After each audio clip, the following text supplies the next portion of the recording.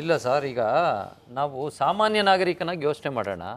ಈಗ ಸೆನ್ಸಸ್ ಅಂತ ಮಾಡ್ತಾರೆ. ಶಾಲಾ ಟೀಚರ್ಗಳನ್ನ ಬಿಟ್ಟು ನಾವು ಚಿಕ್ಕ ಹುಡುಗರಿಂದ ಇವತ್ತು ನೋಡ್ತಾ ಇದ್ದೀವಿ, ಸೆನ್ಸಸ್ಗಳು ಮಾಡ್ತಾಯಿದ್ರು. ಮನೆಗೆ ಬರೋರು ಬರ್ಕೊಂಡು ಹೋಗ್ತಾಯಿದ್ರು. ಬಹುಶಃ ಈ ಜಾತಿ ಗಣತಿ ಏನೋ ವಿಚಾರ ಬಂದಂಥ ಸಂದರ್ಭದಲ್ಲಿ ನಿಮ್ಮ ಮನೆಗೆ ಬಂದಿದ್ರೋ ಇಲ್ಲೋ ನನಗಂತೂ ಗೊತ್ತಿಲ್ಲ.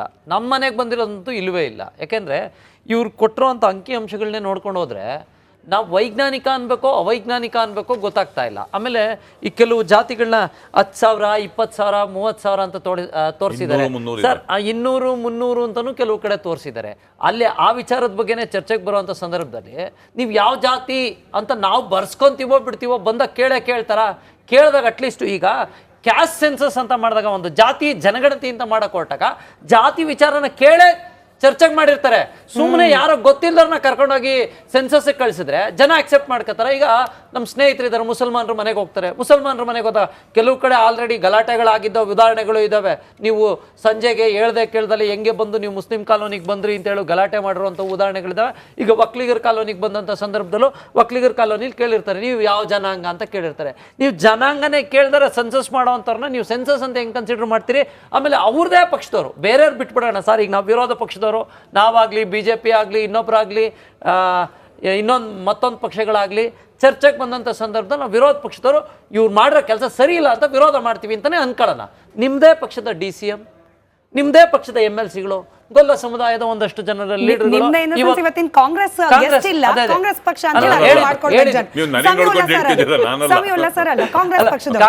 ಕಾಂಗ್ರೆಸ್ ಪಕ್ಷದವಂತರು ಈಗ ಸಾಕಷ್ಟು ಜನ ಕಾಂಗ್ರೆಸ್ನ ಗೊಲ್ಲ ಸಮುದಾಯದ ಒಂದಿಬ್ರು ಲೀಡರ್ಗಳು, ಅವ್ರ ಹೆಸರು ಇಲ್ಲಿ ಚರ್ಚೆ ಮಾಡೋವಂಥದ್ದು ಬೇಡ.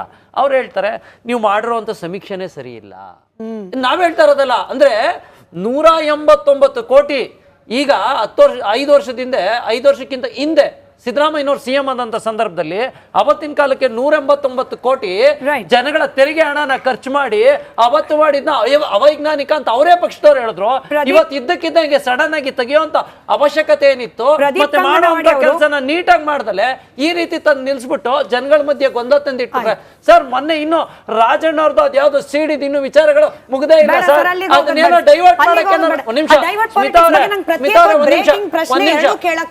ಡೈವರ್ಟ್ ಮಾಡಕ್ಕೆ ಈ ಕೆಲಸಗಳು ಮಾಡಿದ್ರೆ ನಿಮ್ಮ ಪಕ್ಷದಲ್ಲಿ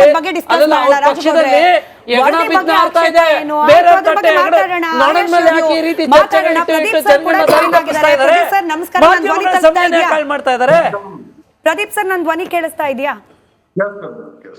ನಿನ್ನೆವರೆಗೂ ಒಂದು ವಾದ ಆಯ್ತು ನೋಡಿ, ವೀರಶೈವ ಲಿಂಗಾಯತರು ಅಂತ ಹೇಳಿ ಬೇರೆ, ಲಿಂಗಾಯತರು ಅಂತ ಬೇರೆ ಮಾಡಿ ಲಿಂಗಾಯತರ ಸಂಖ್ಯೆಯನ್ನೇ ಕಡಿಮೆ ಮಾಡಬೇಕು ಅನ್ನೋ ಹುನ್ನಾರ ನಡೆದಿದೆ ಅಂತ ಹೇಳಿ. ಆದ್ರೆ ಇವತ್ತು ಯಾವಾಗ 306 ಪುಟಗಳ ವರದಿಯ ಸಂಪೂರ್ಣ ಪುಸ್ತಕ ಸಿಗ್ತಾ ಇದೆ, ಜನರಿಗೂ ಸಿಗುತ್ತೇನೋ ಇವತ್ತು ನಾಳೆ, ಮಾಧ್ಯಮಗಳಿಗಂತೂ ರೀಚ್ ಆಗ್ತಿದೆ. ಇಲ್ಲಿ ಆ ರೀತಿಯಾಗಿ ಏನಾಗಿಲ್ಲ. ಒಟ್ಟಾರೆ ಕೂಡು ಕಳೆದು ಮಾಡೇನೆ 66 ಲಕ್ಷಕ್ಕೆ ತಂದು ನಿಲ್ಸಿದ್ದಾರೆ ಅನ್ನೋದಿದೆ. ಆಕ್ಷೇಪ ಏನು ಲಿಂಗಾಯತ ಸಮುದಾಯದಿಂದ? ಒಂದು ಮೇಡಮ್, ಹಿಂದೆ ಕೂಡ ವೀರಶೈವ ಮತ್ತು ಲಿಂಗಾಯತರ ಬೇರೆ ಮಾಡ್ಲಿಕ್ಕೆ ಈ ಕಾಂಗ್ರೆಸ್ ಸರ್ಕಾರ ಪ್ರಯತ್ನ ಬೆಳೆದು ಅಲ್ಲಿಯೂ ಕೂಡ ಸೋಲು ಉಂಟಾಯ್ತು.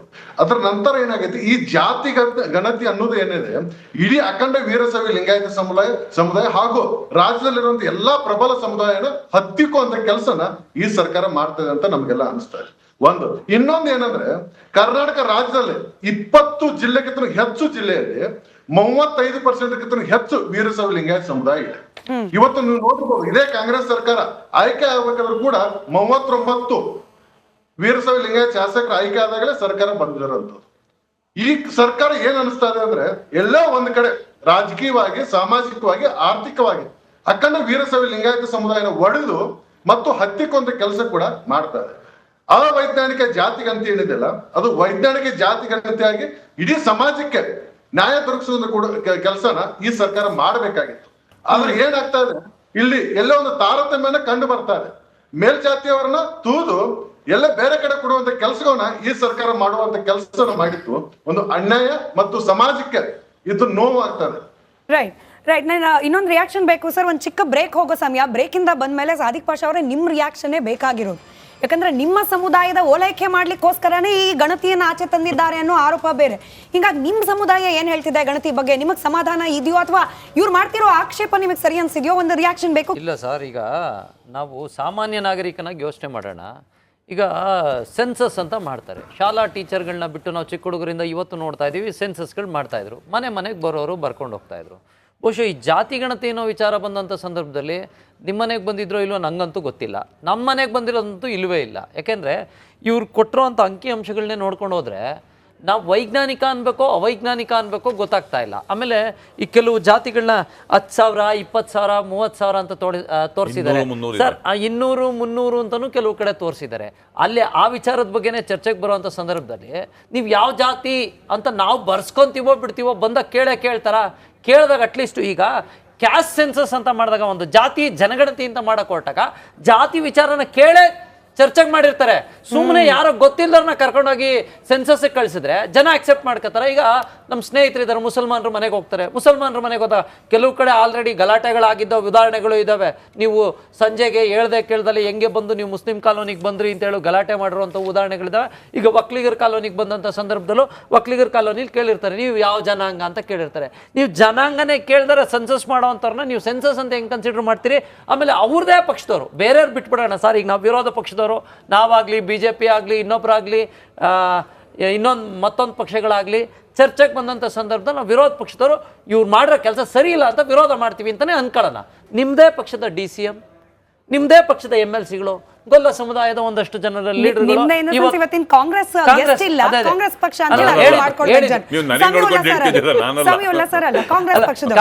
ಕಾಂಗ್ರೆಸ್ ಪಕ್ಷದವಂತರು ಈಗ ಸಾಕಷ್ಟು ಜನ ಕಾಂಗ್ರೆಸ್ನ ಗೊಲ್ಲ ಸಮುದಾಯದ ಒಂದಿಬ್ರು ಲೀಡರ್ಗಳು, ಅವ್ರ ಹೆಸರು ಇಲ್ಲಿ ಚರ್ಚೆ ಮಾಡೋವಂಥದ್ದು ಬೇಡ. ಅವ್ರು ಹೇಳ್ತಾರೆ ನೀವು ಮಾಡಿರೋಂಥ ಸಮೀಕ್ಷೆನೇ ಸರಿ ಇಲ್ಲ.